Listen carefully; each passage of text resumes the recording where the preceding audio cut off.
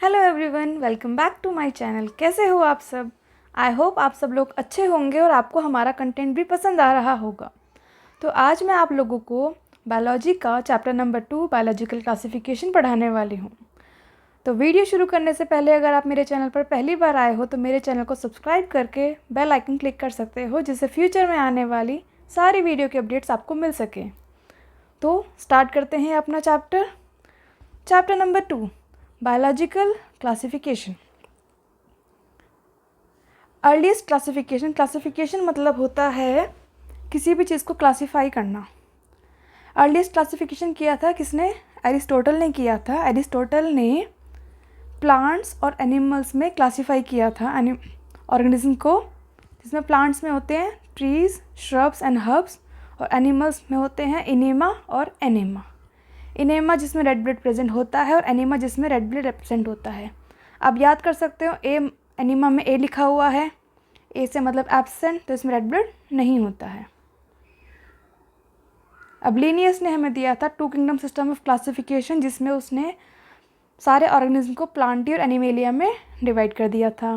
Then हैकल ने दिया था 3 किंगडम सिस्टम ऑफ क्लासिफिकेशन, जिसमें उन्होंने प्लांटी, एनिमेलिया और प्रोटिस्टा में डिफ्रेंशिएट कर दिया था।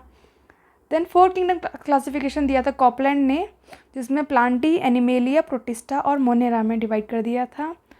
Then 5 kingdom RH. व्हिटेकर जो सबसे ज़्यादा एक्सेप्टेड है, उसने मोनेरा, प्रोटिस्टा, फंजाई, प्लांटी और एनिमेलिया में डिवाइड कर दिया था ऑर्गेनिज्म को।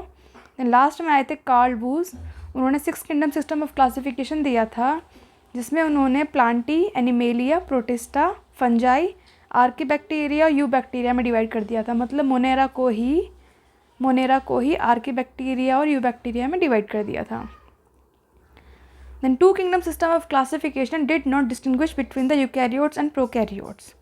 जो 2 किंगडम सिस्टम ऑफ क्लासिफिकेशन था, जिसमें उस लिनियस ने ऑर्गेनिज्म को प्लांटी और एनिमेलिया में डिवाइड कर दिया था, उसमें उन्होंने यूकैरियोट्स और प्रोकैरियोट्स को ना देखकर सिर्फ नॉर्मली ऐसे ही प्लांट्स और एनिमल्स में डिवाइड कर दिया था। ना उन्होंने ये देखा था कि कौन सा ऑर्गेनिज्म यूनिसेल्युलर है, कौन सा मल्टीसेल्युलर है, कौन सा फोटोसिंथेटिक है, कौन सा नॉन फोटोसिंथेटिक है। जैसे फोटोसिंथेटिक होते हैं ग्रीन एल्गी, नॉन फोटोसिंथेटिक होते हैं fungi. Classification of organism into plants and animals was easily done. Easily हो गया था क्लासिफिकेशन तो प्लांट्स एंड एनिमल्स का, तो बहुत ईजी हो गया था। And was easy to understand, बहुत ही ईजी था समझने के लिए। But a large number of organism did not fall into either category. लेकिन बहुत सारे ऑर्गेनिज्म ऐसे थे जो ना तो प्लांट्स की कैटेगरी में आए और ना ही एनिमल्स की कैटेगरी में आए। Hence, the 2 kingdom classification used for a long time was found inadequate. इसलिए जो द 2 किंगडम जो क्लासिफिकेशन दिया गया था वो लॉन्ग टाइम के लिए यूज़ तो किया गया, लेकिन वो इनएडिक्वेट था, ज़्यादा एक्सेप्ट नहीं किया गया था। उसके बाद जो मैंने आपको बताया था most accepted system of classification जो आर.एच. व्हिटेकर ने दिया था, उन्होंने क्या क्या क्राइटेरिया लिया था आर.एच. व्हिटेकर ने? उन्होंने देखा था cell structure, body organisation, mode of nutrition, reproduction and phylogenetic relationships. The 3 domain systems has also been proposed that divides the kingdom Monera into 2 domains. जो मैंने आपको बताया था किंगडम मोनेरा को कार्ल वूस ने आर्कीबैक्टीरिया और यू बैक्टीरिया में divide कर दिया था।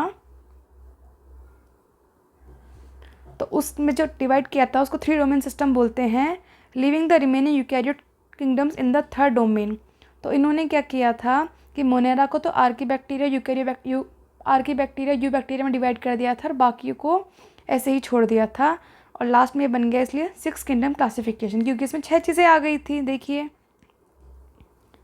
Plantae, Animalia, Protista, Fungi, archaebacteria, you bacteria, तो 6 आ गए थे, तो इसलिए 6 किंगडम सिस्टम ऑफ क्लासिफिकेशन हो गया, ये जो कार्ल वूस ने दिया था। अब है कैरेक्टरिस्टिक्स ऑफ द 5 किंगडम, जो किसने दिए थे? आर.एच. व्हिटेकर ने दिए थे। इसमें हम कैरेक्टर्स देखेंगे किस किस के। सेल टाइप, सेल किस टाइप की है, सेल वॉल किस चीज़ की सेल वॉल बनी हुई है, न्यूक्लियर मेम्ब्रेन प्रेजेंट है, एब्सेंट है, बॉडी की ऑर्गेनाइजेशन कैसी है, और मोड ऑफ न्यूट्रिशन कैसा है, कि मतलब अपना खाना कैसे लेते हैं। हमने 5 किंगडम पढ़े थे, Monera, protista, fungi, Plantae, animalia. तो ये हम लाइन वाइज से याद रखेंगे।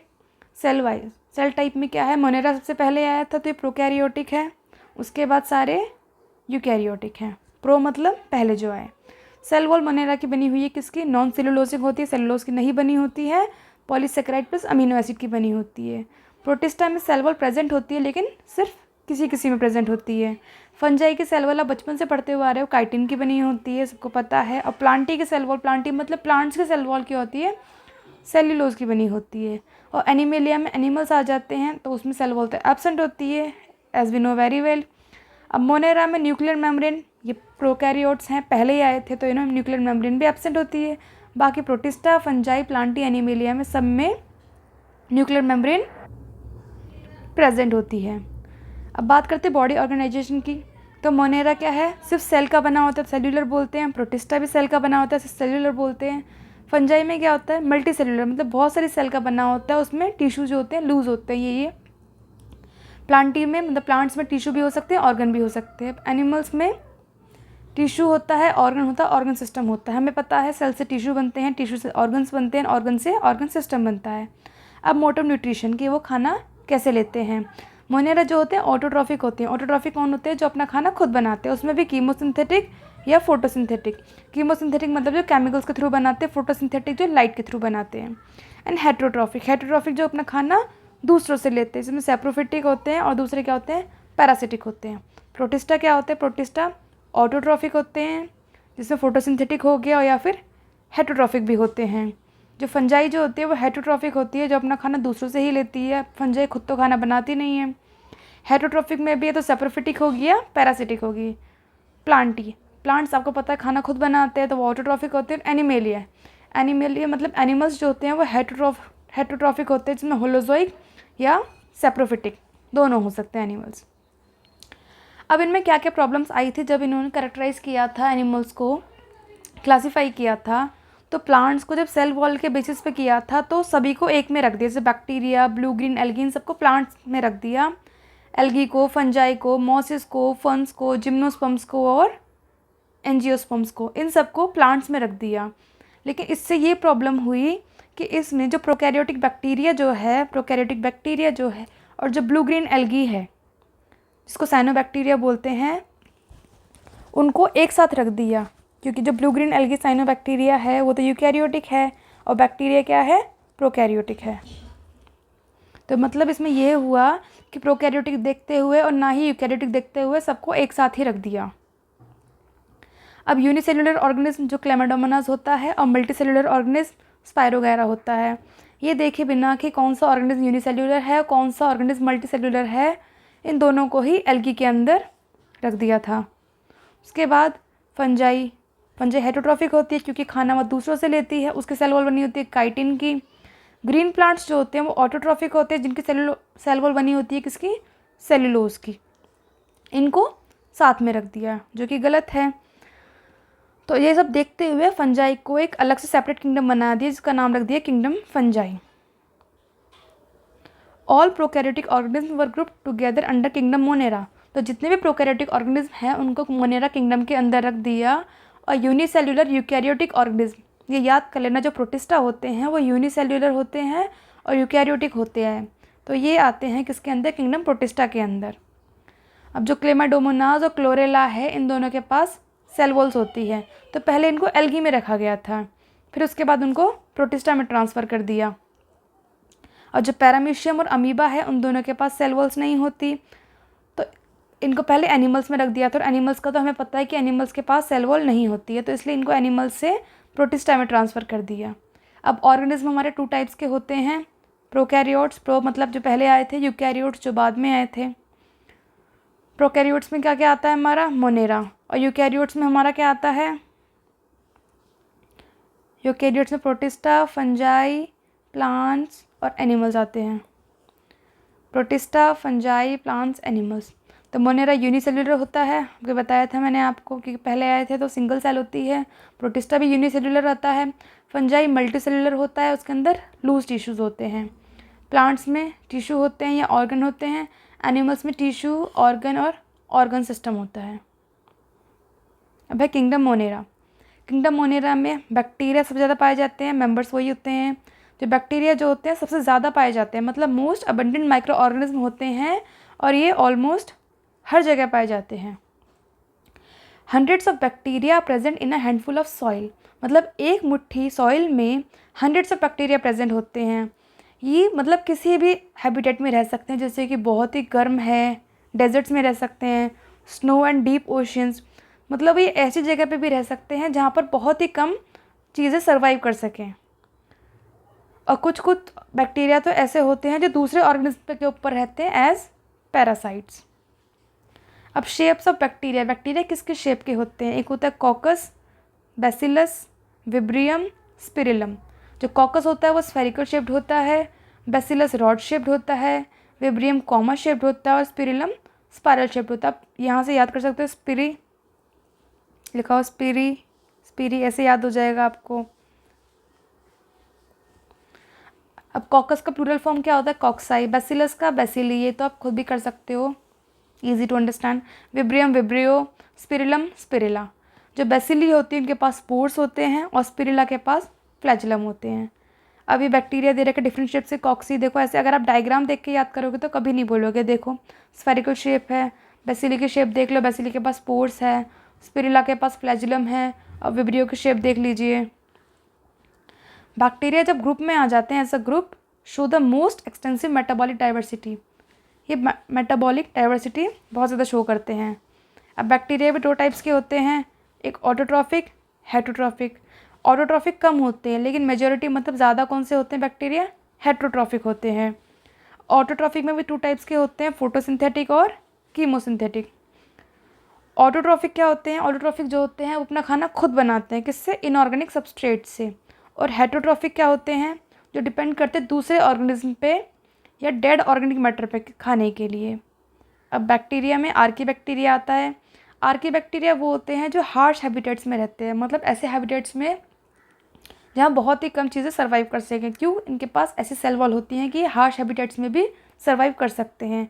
हेलोफाइल्स वो होते हैं जो एक्सट्रीमली सॉल्ट एरिया में रहते हैं। थर्मो एसिडोफाइल्स, थर्मो से याद हो जाए, थर्मो से आप समझ सकते हो गर्म की बात करें तो जो हॉट स्प्रिंग्स में रहते हैं। मिथेनोजेंस जो मार्शी एरिया में रहते हैं। अब मिथेनोजेंस क्या होते हैं? मिथेनोजेंस के होते हैं वो जो रूमिनेंट्स होते हैं, जैसे काव्स और बफेलोज होते हैं, उनके गट में प्रेजेंट होते हैं। और वो किस किस चीज़ के लिए रिस्पॉन्सिबल होते हैं? वो जो मीथेन होती है बायोगैस, उनके जो प्रोडक्शन के लिए रिस्पॉन्सिबल होती है, जो एनिमल्स के डंग से बनता है, मतलब गोबर से बनता है। अब आर्की बैक्टीरिया पढ़ेंगे यू बैक्टीरिया। यू बैक्टीरिया का आप डायग्राम देख सकते हो। यू बैक्टीरिया में ये हेट्रोसिस्ट है, ये म्यूसिलेजिनियस शीथ है, ये ब्लू ग्रीन एल्गी का एग्जाम्पल है, Nostoc. Thousands of different you bacteria, you true bacteria, मतलब थाउजेंड्स होते हैं यू बैक्टीरिया जिसको ट्रू बैक्टीरिया भी बोलते हैं। उनके अंदर एक सेल वॉल होती है, रिजिड सेल वॉल होती है, अगर वो मोटाइल है तो उसे फ्लैजिलम बोलते हैं। साइनोबैक्टीरिया इसको ब्लू ग्रीन एल्गी बोलते हैं, उसके पास क्लोरोफिल ए होता है जो कि सिमिलर होता है किसके? ग्रीन प्लांट्स के। अगर ग्रीन प्लांट्स के सिमिलर है, क्लोरोफिल है इनके पास, तो फोटोसिंथेटिक ऑटोट्रॉफ्स होंगे, कॉमन सेंस। साइनोबैक्टीरिया जो होते हैं वो यूनिसेल्युलर होते हैं, कॉलोनियल होते हैं या फिलामेंटस होते हैं। फ्रेश वाटर में रहते हैं, मरीन में रहते हैं या फिर टेरेस्ट्रियल एल्गी होती है वो। The colonies are generally surrounded by gelatinous sheath. जो कॉलोनी होती है वो सराउंडेड होती है किससे? जिलेटिन के शीथ से। और जो ये होती हैं ये ब्लूम्स बनाती है, किसमें? पॉल्यूटेड वाटर बॉडीज़ में ब्लूम्स बनाती हैं। सम ऑफ दीज ऑर्गेनिज्म, जो कुछ ऑर्गेनिज्म ऐसे हैं जो एटमॉस्फेयर में नाइट्रोजन में जो एटमॉस्फेयर होती है उसको फिक्स कर सकते हैं, वो भी स्पेशलाइज्ड सेल के अंदर, जिसको बोलते हैं हेट्रोसिस्ट। अभी आपको दिखाया था मैंने हेट्रोसिस्ट, ये रहा हेट्रोसिस्ट। इसके अंदर नाइट्रोजन को फिक्स कर सकते हैं, इसका एग्जाम्पल है नोस्टॉक और एनाबीना। जो कीमोसिंथेटिक ऑटोट्रॉफिक बैक्टीरिया जो होते हैं, कीमोसिंथेटिक मैंने आपको बताया था, जो केमिकल्स के थ्रू अपना खाना बनाते हैं। ऑक्सीडाइज वेरियस इनऑर्गेनिक सब्सटेंसेस, जो ऑक्सीडाइज करते हैं किसको? बहुत सारे इनऑर्गेनिक सब्सटेंस को, जैसे कि नाइट्रेट्स और अमोनिया को, और जो उस वहाँ से एनर्जी रिलीज़ होती है उसका यूज़ करते हैं एटीपी प्रोडक्शन के लिए। They play a great role in recycling nutrients. ये बहुत बड़ा रोल अदा करते हैं न्यूट्रिएंट्स को रिसाइकिल करने के लिए, जैसे कि nitrogen, phosphorus, iron and sulphur. जो हेटरोट्रॉफिक बैक्टीरिया होते हैं वो नेचर में बहुत ज़्यादा पाए जाते हैं और मेजॉरिटी क्या होते हैं? इंपॉर्टेंट डिकम्पोजर्स होते हैं। Many of them have a significant impact on human affairs. They are helpful in making curd from milk. ये दूध से दही बनाने में हेल्प करते हैं। प्रोडक्शन ऑफ एंटीबायोटिक्स बनाने में हेल्प करते हैं। Fixing nitrogen in legume, roots etcetera. और नाइट्रोजन का फिक्स करने में, लेग्यूम मतलब दाल वगैरह जो होती है उसमें नाइट्रोजन को फिक्स करने में हेल्प करते हैं। सम आर पैथोजेंस, कुछ पैथोजेंस होते हैं causing damage to human being, जो ह्यूमन बींग्स को डैमेज करते हैं, क्रॉप्स को, फसल को, फार्म एनिमल्स को और पैट्स को डैमेज करते हैं। Cholera, typhoid, tetanus, citrus anchor, ये भी डिफरेंट बैक्टीरिया के द्वारा डिजीज़ कॉज करते हैं। अब बैक्टीरिया में रिप्रोडक्शन कैसे होती है? बैक्टीरिया जो मेनली फिजन के द्वारा रिप्रोड्यूस करता है जब फेवरेबल कंडीशंस होती है, लेकिन अनफेवरेबल कंडीशंस में वो स्पोर्स बना लेते हैं। अब इनमें सेक्सुअल रिप्रोडक्शन कैसे होती है? सेक्सुअल रिप्रोडक्शन में लिखा हुआ है एनसीईआरटी में, bye adopting a primitive type of DNA transfer. ये डीएनए ट्रांसफ़र जो पहले टाइप का जो होता था डीएनए ट्रांसफ़र, वो अडॉप्ट करते हैं from one bacterium to the another, एक बैक्टीरियम से दूसरे बैक्टीरिया के अंदर डीएनए ट्रांसफ़र करते हैं। ऐसे सेक्सुअल रिप्रोडक्शन होता है। अब माइकोप्लाज्मा क्या होता है? माइकोप्लाज्मा में सेल वॉल नहीं होती, ये स्मॉलेस्ट लिविंग सेल होता है और विदाउट ऑक्सीजन भी सर्वाइव कर सकता है। और बहुत सारे माइकोप्लाज्मा ऐसे होते हैं जो पैथोजेनिक होते हैं, किसमें? एनिमल्स एंड प्लांट्स में। अब है किंगडम प्रोटिस्टा। किंगडम प्रोटिस्टा मैंने आपको ऊपर भी बताया था, यूनिसेल्युलर यूकैरियोट्स होता है। तो यूनिसेल्युलर मतलब ऑल सिंगल सेल्ड हो गई, यूनिसेल्युलर मतलब eukaryotes. Boundaries are not well defined, उसमें बाउंड्रीज नहीं होती है। Members of Protista primarily aquatic, पानी में रहते हैं प्रोटिस्टा के जो मेंबर्स होते हैं। जो प्रोटिस्टा होता है वो लिंक बनाता है दूसरों के साथ, प्लांट्स के साथ, एनिमल्स के साथ और फंजाई के साथ। जो प्रोटिस्टा की बॉडी होती है उसके अंदर वेल डिफाइंड न्यूक्लियस होता है और सारे के सारे ही मेम्ब्रेन बाउंड ऑर्गेनेल्स होते हैं। किसी के पास फ्लैजेला होता है, किसी के पास सीलिया होता है। प्रोटिस्टा जो होता है रिप्रोड्यूस करती है एसेक्सुअली भी करती है और सेक्सुअली भी करती है। एसेक्सुअली करती है सेल फ्यूजन के थ्रू और सेक्सुअली करती है जाइगोट फॉर्मेशन के थ्रू। अब प्रोटिस्टा के अंदर भी क्या क्या आता है? क्राइसोफाइट्स, डाइनोफ्लैजेलेट्स, यूग्लिनॉइड्स, स्लाइम मोल्ड्स और प्रोटोजोन्स, ये सब किसके अंदर आते हैं? प्रोटिस्टा के अंदर आते हैं। अब वन बाय वन हम पढ़ेंगे। पहले पढ़ेंगे क्राइसोफाइट्स। क्राइसोफाइट्स के अंदर आते हैं डायटम्स और गोल्डन एल्गी। गोल्डन एल्गी को हम डेस्मिड्स बोलते हैं। ये कहाँ कहाँ पाए जाते हैं? फ्रेश वाटर में और मरीन एनवायरनमेंट में पाए जाते हैं।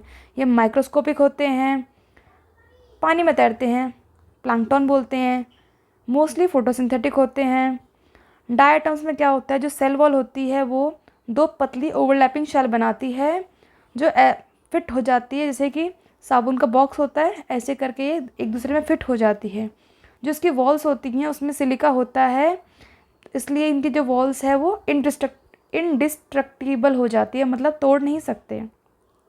जो डायटम्स होती है वो पीछे छोड़ देती है बहुत अमाउंट, मतलब बहुत ज़्यादा अमाउंट सेल वॉल का, जो कि डिपॉजिट होता रहता है। जब ये सेल वॉल का डिपोजिशन मतलब इकट्ठी हो जाती है, बिलियंस ऑफ ईयर्स हो जाते हैं, तो उसको बोलते हैं डायटोमिशियस अर्थ। ये ग्रिटी होने की वजह से जो सॉइल है ये पॉलिशिंग में, filtration of oils and syrups में यूज़ की जाती है। और डायटम्स जो होते हैं वो ओशंस में चीफ प्रोड्यूसर्स होते हैं। अब पढ़ेंगे हम डायनोफ्लैजेलेट्स। ये डायनोफ्लैजेलेट्स क्या होते हैं? मोस्टली मरीन होते हैं, फोटोसिंथेटिक होते हैं। ये येलो कलर के, ग्रीन, ब्राउन, ब्लू और रेड, ये डिपेंड करता है कि उनके सेल में किस तरीके का पिगमेंट प्रेजेंट है। जो सेल वॉल है उसके अंदर स्टिफ सेलुलोज प्लेट्स होती हैं। प्लेट्स यहाँ पर भी देखो 8 सेम है, तो ऐसा आप याद कर सकते हो, ऑन द आउटर सरफेस पर। मोस्ट ऑफ देम है 2 फ्लैजिला, इसमें 2 फ्लैजिला होता है। डाई से याद करते, डाई मतलब 2 होता है, इसमें 2 फ्लैजिला होता है। वन लाइज लॉन्गिट्यूडिनली, एक होता है लॉन्गिट्यूडिनली और दूसरा होता है transversely in a furrow between the wall plates के बीच में से घुसे रहते हैं, धसे रहते हैं। रेड डायनोफ्लैजेलेट जिसको बोलते हैं गोनाई ऑलाक्स, ये जाता है रैपिड मल्टीप्लिकेशन करता है, जिससे कि जो सी है मतलब समुद्र है वो रेड दिखाई देता है। Toxins released by such large numbers, जब इतना सारा टॉक्सिन रिलीज होगा, may even kill other marine animals such as fishes, जिसकी वजह से मरीन एनिमल्स की मौत भी हो सकती है, जैसे मछली वगैरह जो होते हैं। ये डायनोफ्लैजेलेट्स देख सकते हैं आप डायग्राम। नाउ यूग्लिनॉइड्स क्या होते हैं? मेजॉरिटी मतलब ज़्यादातर फ्रेश वाटर ऑर्गेनिज्म होते हैं जो पाए जाते हैं स्टैग्नेंट वाटर में। सेल वॉल नहीं होती, सेल वॉल की जगह इनके पास एक प्रोटीन रिच लेयर होती है, इसको पेलिकल बोलते हैं, जिसकी वजह से इनकी बॉडी फ्लेक्सिबल रहती है। इनके पास 2 फ्लैजिला होते हैं, a short and a long one. They are photosynthetic in the presence of sunlight, जब सनलाइट होती है तो ये फोटोसिंथेटिक करते हैं, फोटोसिंथेसिस करते हैं, मतलब लाइट की हेल्प से खाना बनाते हैं। व्हेन डिप्राइव्ड ऑफ सनलाइट, जब सनलाइट की कमी हो जाती है, दे बिहेव लाइक हेटेरोट्रॉफ्स, तब वो दूसरे पर डिपेंड हो जाते हैं, by predating on other small organism, तो दूसरे ऑर्गेनिज्म को खा के अपना वो काम करते हैं। पिगमेंट्स ऑफ यूग्लिनॉइड्स, जो यूग्लिनॉइड्स के अंदर जो पिगमेंट्स होते हैं वो वही होते हैं जो कि हायर प्लांट्स में प्रेजेंट होते हैं। जैसे कि एग्जांपल है यूग्लिना, ये देख लीजिए यूग्लिना का एग्जांपल। अब है स्लाइम मोल्ड्स। स्लाइम मोल्ड्स जो होते हैं, स्लाइम मोल्ड्स सैप्रोफिटिक प्रोटिस्ट होते हैं। The body moves along decaying twigs and leaves engulfing organic material. जो बॉडी है इनकी मूव करती हैं, जो तने होते हैं और जो पत्तियां होती हैं, जो सड़ी गले होते हैं, वहाँ पर ये मूव करती है और ऑर्गेनिक मटेरियल को एंगल्फ करते हुए चलती है, मतलब निगलते हुए चलती है। सुटेबल कंडीशन में ये प्लाज्मोडियम बना लेती है विच में grow and spread over several feet, जो ग्रो करती है और सेवरल फीट तक स्प्रेड करती है। लेकिन जब अनफेवरेबल कंडीशंस आ जाती है, जो प्लाज्मोडियम में डिफ्रेंशिएट हो जाती है, बनाती है फ्रूटिंग बॉडीज़, जो कि उनके टिप्स पे क्या करते हैं, स्पोर्स बन जाते हैं। स्पोर्स के पास वॉल्स होती है, वॉल्स है तो इसलिए वो एक्सट्रीमली रेजिस्टेंट होते हैं, survive for many years survive करते हैं इवन अंडर एडवर्स कंडीशंस में भी वो सर्वाइव करते हैं। The spores are dispersed by air currents, जो स्पोर्स है वो हवा के थ्रू ही बाहर जाते हैं। ये देखिए स्लाइम मोल्ड्स की फ़ोटो। अब है प्रोटोजोन्स जो होते हैं, सारे प्रोटोजोन हेटरोट्रॉफ होते हैं और प्रीडेटर्स की तरह या पैरासाइट की तरह रहते हैं। इन्हें क्या बोला जाता है, माना जाता है इनको प्रिमिटिव रिलेटिव्स ऑफ एनिमल्स, मतलब एनिमल्स का पहला रिलेटिव माना जाता है। प्रोटोजोन्स भी 4 टाइप के होते हैं, amoeboid protozoans, flagellated protozoans, ciliated protozoans and sporozoans. One by one पढ़ेंगे हम। पहले अमीबॉइड प्रोटोजोन्स, नाम से पता चल रहा है अमीबा की बात कर रहे हैं। ये फ्रेश वाटर में रहते हैं, सी वाटर में रहते हैं या मॉइस्ट सॉइल में रहते हैं। They move and capture their prey by putting out pseudopodia false feet as in amoeba. ये कैसे मूव करते हैं, ये मूव करते हैं और अपने शिकार को पकड़ते हैं। कैसे, अपना स्यूडोपोडिया, मतलब इनके पास एक फॉल्स फीट होता है, ऐसा लगता है जैसे वो पैर है, उसे स्यूडोपोडिया बोलते हैं। उसे बाहर निकालते हैं और अपना खाना, जब खाना उसके पास आता है तो उसको अंदर ले लेते हैं। And then marine forms have silica cells on their surface. जो मरीन फॉर्म्स जो होती हैं उनके सरफेस पे क्या होती है, सिलिका की शेल्स होती हैं। Some of them such as entamoeba और पैरासाइट्स। एंटामीबा जो होते हैं वो पैरासाइट्स होते हैं। अब है फ्लैजिलेटेड प्रोटोजोन्स। फ्लैजिला से पता चल रहा है कि फ्लैजिला होता है या तो फ्री लिविंग होंगे या पैरासिटिक होंगे। मैंने बताया इनके पास फ्लैजिला होता है। इनकी जो पैरासिटिक फॉर्म्स होती हैं वो डिजीज़ कॉज करती है, जैसे कि स्लीपिंग सिकनेस एग्जाम्पल है इसका ट्राइपेनोसोमा। इसे कैसे याद कर सकते हैं, देखो सोमा से याद कर लेना सोना, तो सोना स्लीपिंग, तो ऐसे आप याद कर सकते हो, स्लीपिंग सिकनेस की बात कर रहे हैं। अब सीलिएटेड प्रोटोजोन्स, सीलिया होगा, सीलिएटेड लिखा हुआ है, तो ये एक्वेटिक होते हैं, एक्टिवली मूविंग ऑर्गेनिज्म। ये एक्टिवली मूव करते हैं क्योंकि इनके पास क्या होता है, बहुत सारे सीलिया होते हैं, थाउजेंड्स ऑफ सीलिया प्रेजेंट होती है। इनके पास एक कैविटी होती है जिसको गलेट बोलते हैं, that opens to the outside of the cell surface. जो सेल की सरफेस है वहाँ से ये कैविटी निकालते हैं अपनी। The coordinated movement of rows of cilia causes the water laden with food to be steered into the gullet. जब सीलिया की मूवमेंट एक साथ होती है, बहुत सारे सीलिया की, तो जो पानी और पानी जो खाने के साथ है वो इनके गलेट के अंदर आ जाता है। इसका एग्जांपल है पैरामीशियम। देखिए पैरामीशियम, ये आपको छोटे ये सीलिया दिखाई दे रहे होंगे, छोटे।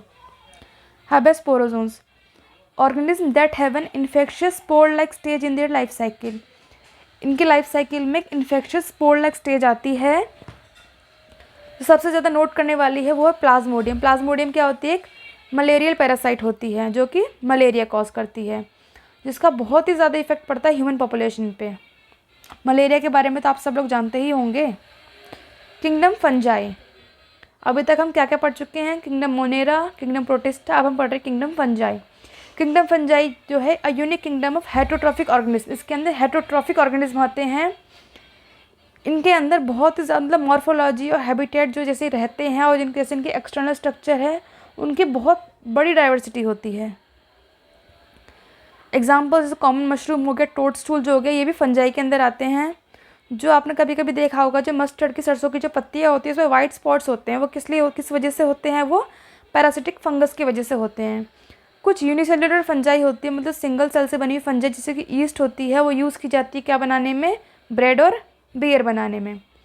फंजाई जो है वो प्लांट्स में, एनिमल्स में डिजीज़ कॉज करती है, जैसे कि वीट रस्ट, ये पक्सीनिया की वजह से जो होता है, ये एक एग्जांपल है। कुछ होते हैं एंटीबायोटिक्स एग्जांपल, जैसे कि पेनिसिलियम। फंजाई कॉस्मोपॉलिटन, मतलब हर जगह पाए जाते हैं, एयर में, वाटर में, सॉइल में, एनिमल्स पे, प्लांट्स में, फंजाई एवरीवेयर पाए जाते हैं। और ये प्रेफर करते हैं कहाँ ग्रो करना, वार्म एंड ह्यूमिड प्लेस, मतलब गर्म और नमी वाली जगह पे। अब है why we keep food in the refrigerator, हम फ्रिज में खाना क्यों रखते हैं। It is to prevent food from going bad, ताकि खाना ख़राब ना हो जाए ड्यू टू बैक्टीरियल और फंगल इन्फेक्शंस, बैक्टीरियल के इन्फेक्शन की वजह से या फिर फंजाई के इन्फेक्शन की वजह से। अब फंजाई जो होती है मल्टी सेलुलर फिलामेंटस होती है, लेकिन एक्सेप्शन है ईस्ट, क्योंकि ईस्ट क्या होता है, यूनिसेल्युलर होता है। जो फंजाई की body consist of long cylinder thread like structures को बोलते हैं हाइफी। जो बॉडी उनकी क्या होती है, लॉन्ग होती है, स्लेंडर धागे जैसे स्ट्रक्चर होती है, उसको हाइफी बोलते हैं। The network of hyphae, hyphae के नेटवर्क को क्या बोलते हैं, माइसीलियम। कुछ हाइफी जो होती है, some hyphae are continuously tubes filled with multinucleated cytoplasm, जो फिल्ड होती है इसके अंदर बहुत सारे साइटोप्लाज्म के अंदर बहुत सारे न्यूक्लियस होते हैं, उन्हें बोलते हैं सिनोसिटिक हाइफी। अदर हैव सेप्टेट और cross walls in their hyphae, किसी किसी के अंदर क्या होता है, क्रॉस वॉल्स या सेप्टे होते हैं उनके हाइफे में, जैसे कि देखिए,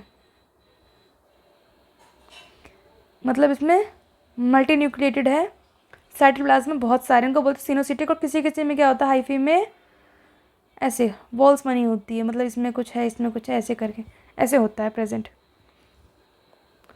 cell walls of fungi are composed of cell walls of fungi are composed of chitin and polysaccharide. जो सेल वॉल होती है फंजाई की वो काइटिन और पॉलीसेकेराइड की बनी होती है। मोस्ट फंजाई हेटरोट्रॉफिक, जो मोस्टली फंजाई होती है वो हेटरोट्रॉफिक होती है। And absorb soluble organic matter from dead substrates, मतलब वो ये सड़ा गला खाना जो होता है उससे अपना गुजारा करती है, और उनको बोलते हैं saprophytes. Depend on living plants and animals, जो लिविंग प्लांट्स और एनिमल्स पर डिपेंड करते हैं उनको बोलते हैं parasites. They can also live as symbionts. Symbionts मतलब जो मतलब एक साथ रहते हैं और एक दोनों को मतलब दोनों को ही हेल्प मिलती है।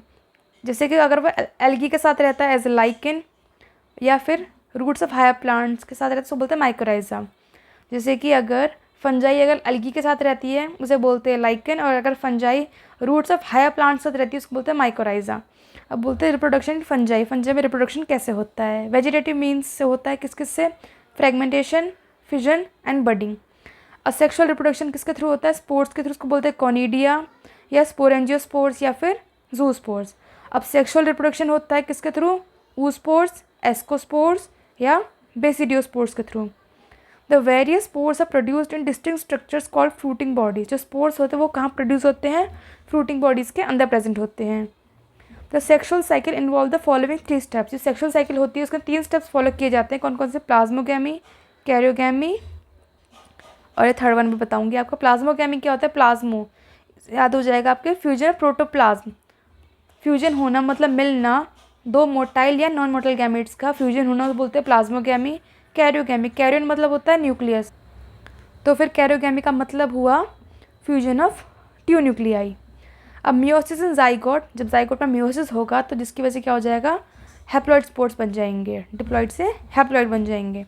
When a fungus reproduce sexually, जब फंगस सेक्सुअली रिप्रोड्यूस करता है, 2 haploid hyphae of compatible mating time, तो 2 हैप्लॉइड हाइफे आ जाते हैं, एक साथ आ जाते हैं, जो कंपैटिबल होते हैं फ्यूज़ कर जाते हैं।